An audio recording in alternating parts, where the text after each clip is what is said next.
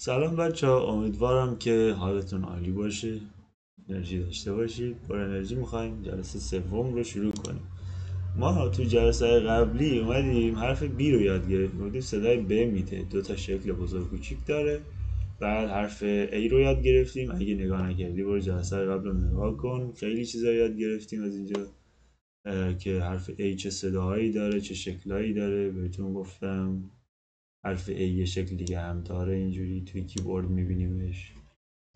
و حرف بی مثالهای مختلفی زدیم و اینا. اوکی تموم شد. سومین حرف، چرا سومین حرف بچه؟ یونیت یک هستیم دیگه. گفتم یونیت اول ما درس اول میخواد حرف A و B و C رو ما یاد بدیم. الان ما اینجاییم میخوایم سومین حرف رو یاد بگیریم. پس بریم که حرف C رو یاد بگیریم.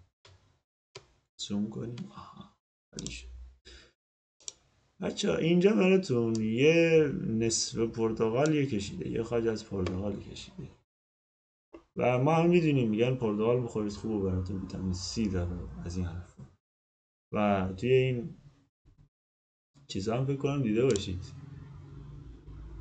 چی بود این سرچ قبلی مونه بود؟ کمبت به خاطر بیش سرچ زدم فیلمش. و هزینه دیدید که شما همیشه تو فروشگاه هست، خرید ویتامین C شربتش مثلا دیدید روی شربت های ویتامین C یا از این آبلیوهایی که تو فروشگاه میفروشن این آرمش حک شده C، یه نیم دایره است. حالا من با موس میکشم بچه، فکر کنم بهتره یه قلم بخرم. نمیدونم یه قلم خوب بخرم چه مدلی باشه. قلم خوب بخرم که هم من راحت باشم هم شما احساس خوبی. نت حالا نمیاد، نمیدونم چرا گیر کرده نت. بگذاریم بهش میگن سی بچه ها، اما صدای سه نمیده. جالب. ببینید این سی ما دو حالت داره. توی 90% مواقع ایشون صدای که میده. اما میتونم بگم تو 10%، این درصد از خودم در آوردم، این علمی نیست. نرید بگی این مثلا کجا آوردی، خودم در آوردم. دیدم بیشتر وقتا صدای که میده، میگم 90%. بعضی وقتا صدای سه میده، بعضی وقتا صدای سه میده. این بعضی وقتا جاییه که وسط جمله بیاد. یعنی شما هر موقع ایشون رو وسط های یک کلمه دیدی، مثلا یک کلمه داری اینقدر متشکل از 1 2 3 4 5 6 7 تا حرف، اینجا شما سی دیدی شک کنید صداش دقیقا همون سه هستش. ولی اگه شما یک کلمه دیدی، خب مثلا یک کلمه ای داریم 4 تا حرفه، 4 تا حرف کنارم شما یک کلمه اولش اینو داری، به احتمال 90% صدای که هستش. این فرمش اینجوریه، میگیری اولا میاد که، وسطا میاد بیشتر سه هستش. مثلا شما این بالا بهت نشون بدم، اینو میبینید؟ بذار اینجا رو پاک کنم، حیف اینو پاکش نکنم، بذار بیایم بالا بهتون نشون. این کلمه رو ببینید بچه، این کلمه خب ساخته شده از یه حرف، دو حرف، سه حرف، چهار حرف، 5 6 7 8. دو تا جا وسطاش حرف سی رو داریم ما. این آخریه صدای سه میده دقیقا، ولی اینکه جلوتره صدای که میده. یعنی این پ، من الان بهتون میگم این پ را پرکتیس. جالبه؟ یه بار میاد اصولا اون دومیه یا اونی که آخرتره اون بیشتر صدای سه میده، این اولیاش بیشتر صدای که میده. غالبا همینطور جای دیگه هم پیدا کنم بازم معدود مواردی داریم صدای سه بده. مثلا اینجا رو نگاه کنید، اینجا این اومده صدای سه هم میده، سرکل. اینجا صدای که میده. یعنی اونجوری قانون هم نیست، ولی خب میخوام کمکتون کنم بگم بیشتر وقتا شما این اوایل دیدی صدای که میده و در کل با اینکه اسمش از سی، ولی جایی استفاده میشه که ما کلمه اون که داره. مثلا چی؟ مثلا کپ. الان شما در کلمه کپ چی میشنوید؟ که. کپ دیگه که داره، ولی چی میذاری؟ سی. میگه آیا با سی شروع شد؟ میگیم بله. در زبان انگلیسی به دختر میگن girl. خب girl. آیا سی داریم مثلا؟ نه اصلا نداریم، چه اول چه آخر. به اینکه گفته سی ببین اولش باشه. حالا اینجا آشپزی پختن cook. آیا با سی شروع شد؟ بله. سوال اینه آیا با سی شروع شدن؟ میگیم بله. ولی صداش چیه؟ cook.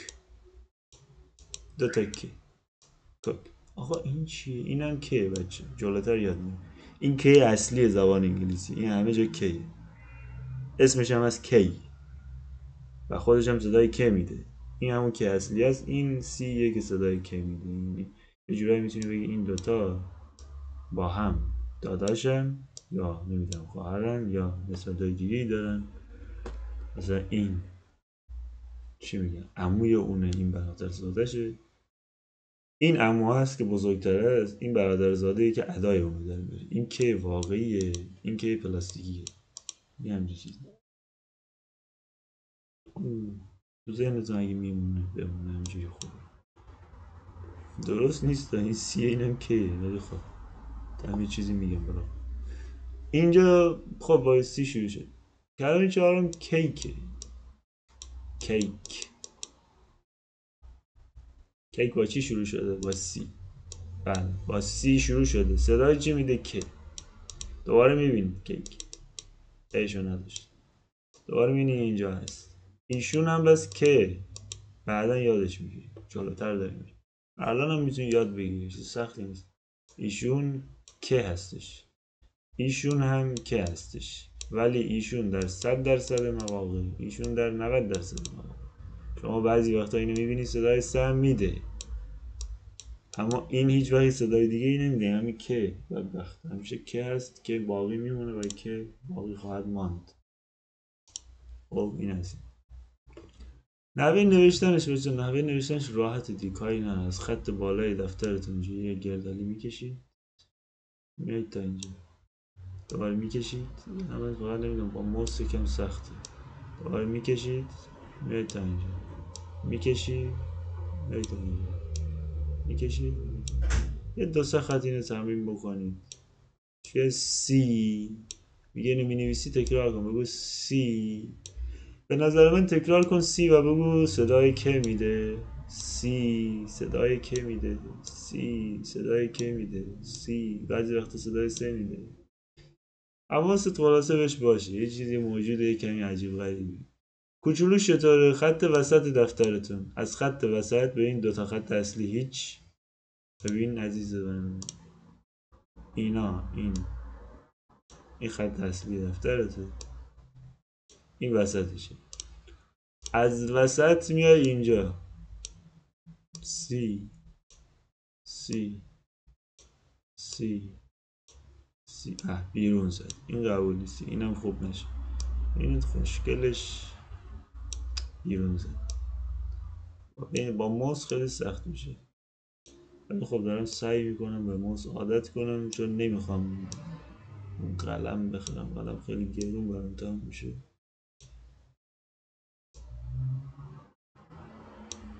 خوبه خوبه اوکی. سی، ویتامین سی.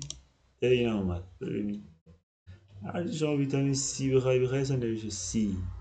سی معروفه دیگه، منتها ولی معروف نیست که صدای که میده رو هیچکی معروفیتی نداره در این زمین. حالا به شما گفتم دیگه، شما از الان حواست به این موجود عجیب غریب باشه. اسمش سیه، صدای که میده اکثر مواقع.